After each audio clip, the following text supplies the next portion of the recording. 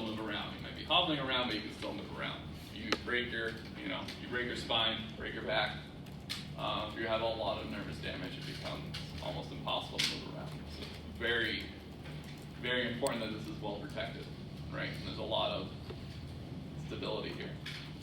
Which, speaking of, when we look at this, right, there are a lot of small moving parts, but each one inherently has a lot of interlocking stability with regards to its bony structure, and there is a tremendous amount of ligature.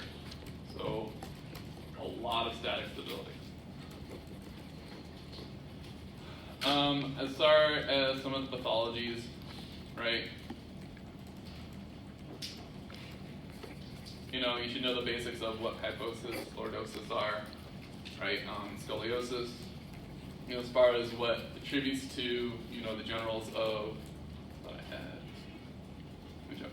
something like kyphosis, if you know that the neck extensors typically are short, or you could describe it as overly strong compared to the neck flexors, which are, by comparison, weaker. That's, in general, how we get kyphosis, and just describing, well, what's, who's it common in.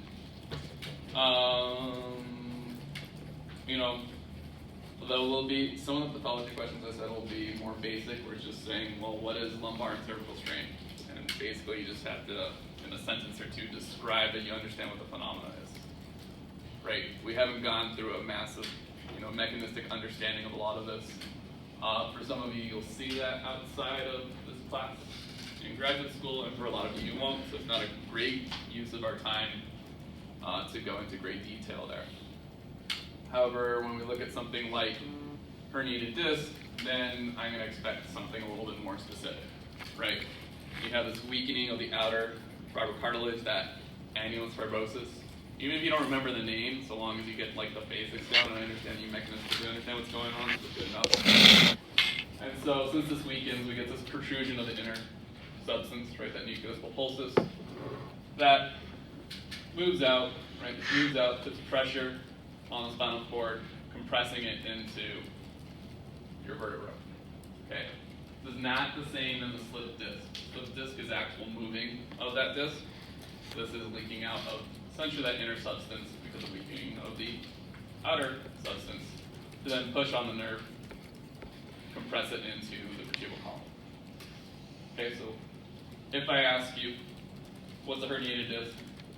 Walk me through the steps. Very similar to when I asked you on the midterm, what's carpal tunnel syndrome, right? You have to walk through all the steps there.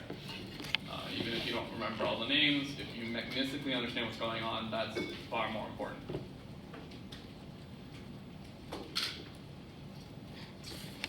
The hip joint and pelvic girdle,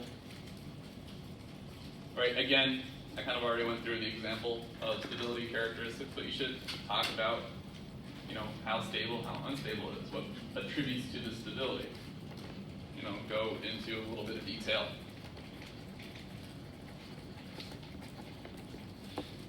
Basically, how does the hip joint work?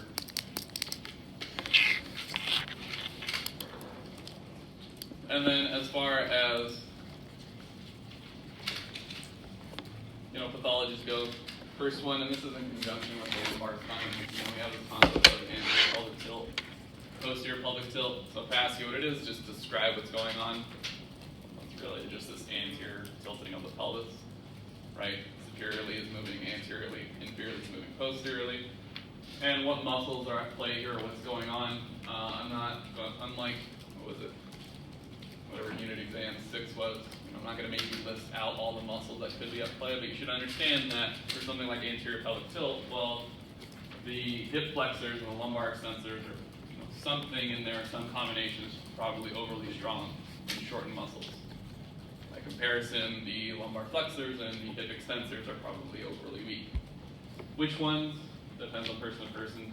I could give you a narrowed down list of which muscles are likely at play, but that's not really important. It's just understanding this phenomenon.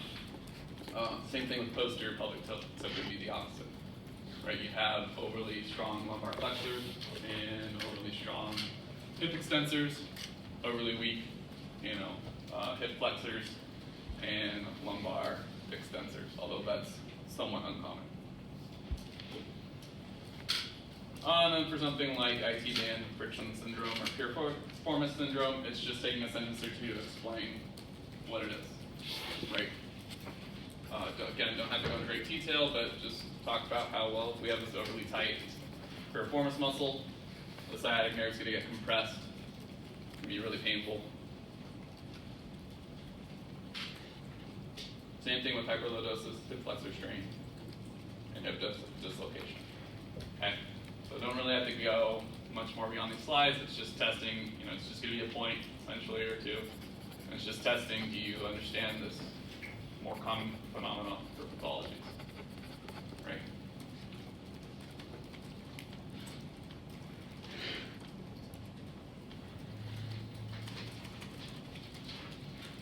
As far as the knee joint,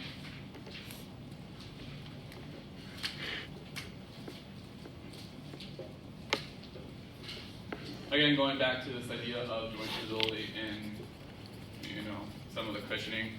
As far as overall stability, since it's supposed to be mostly hinged, like the bones themselves plus the patella are conducive for it's not allowing a whole lot of extra extraneous movement. So ideally it shouldn't get hurt a lot, right?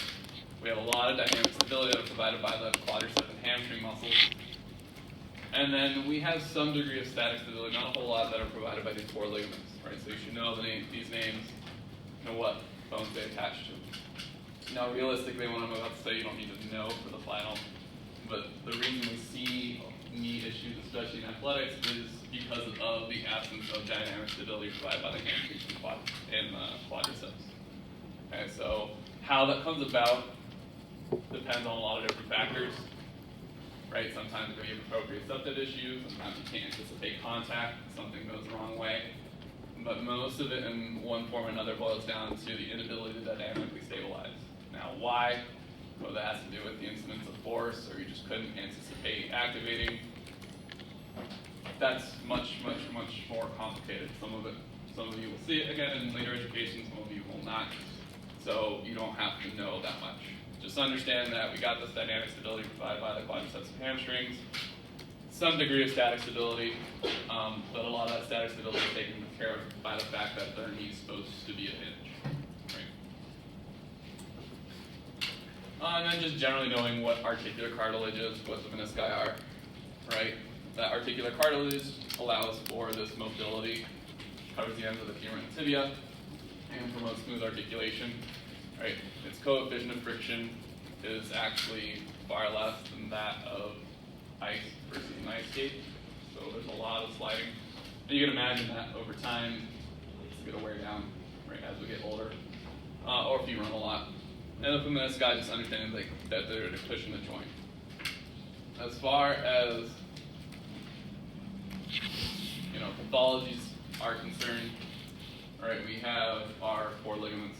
Again, you should understand generally what they're supposed to resist. Okay, and then how could they be injured? You don't have to go into great detail. You don't have to provide some ultra-specific scenario or event. It's just something that communicates that you understand how this can be damaged.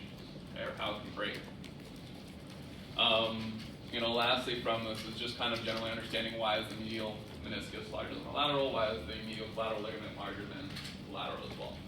Okay, just generally being able to explain that.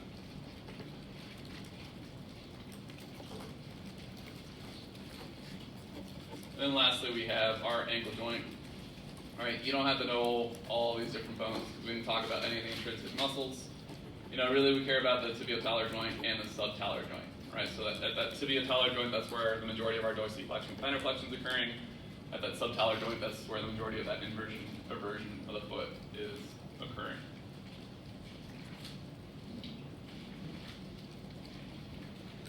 You should just basically very generally know just what the arches of the foot are.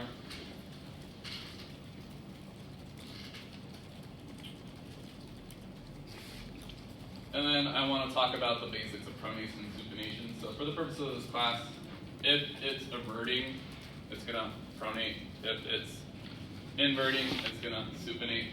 Kind of a good enough understanding. As far as whether a muscle strongly pronates, it's going to dorsiflex and invert. If it was to weakly pronate, it would plantar flex and invert.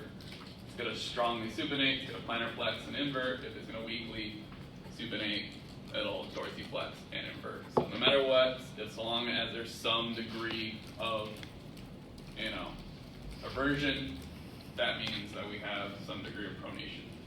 The reason that there's this technical definition here is mostly relating back to gait analysis. Typically when we see pronation, it's accompanied, typically when we see a pronation, it's accompanied by aversion and dorsiflexion. Okay? Typically when we see supination, we see plantar flexion and inversion.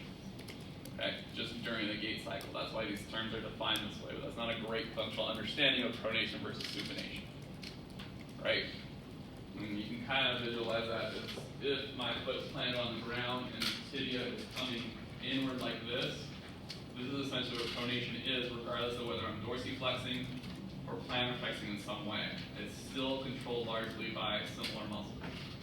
Now, how strongly muscle is that pronating or weakly? Again, this class covers the basics of what a muscle should do. The actual answers are far, far more complicated than that, right? And it's individual specific, so don't worry too much about that. And then as far as pathologies, we really just have two that we care about going on. We have an ankle sprain, right? So the more common of which is excessive inversion, okay? And the less common of which is excessive aversion. So they should just generally describe each of these, as well as which ligaments are at play and which ones might sprain or break. And then we have the concept of plantar fasciitis, which is really kind of, just regurgitating this slide, but understanding that we have this plantar fascia inferiorly on the foot, right? That's this diagram here. And you can imagine that if that was to be compressed or stretched a lot in different directions, that we'd have some issues, right? And so with plantar fasciitis, inflammation of that fascia, it's common in people who are just standing around a lot, or people who have either extreme arching of the foot or very flat-footedness of the foot, both of which tend to stretch out this plantar fasciitis in different ways, which will then subsequently pull on the heel. And this can largely be addressed by, stretching things out properly using orthotics, but in some scenarios, most extreme cases, you require surgery. If you have any questions, let me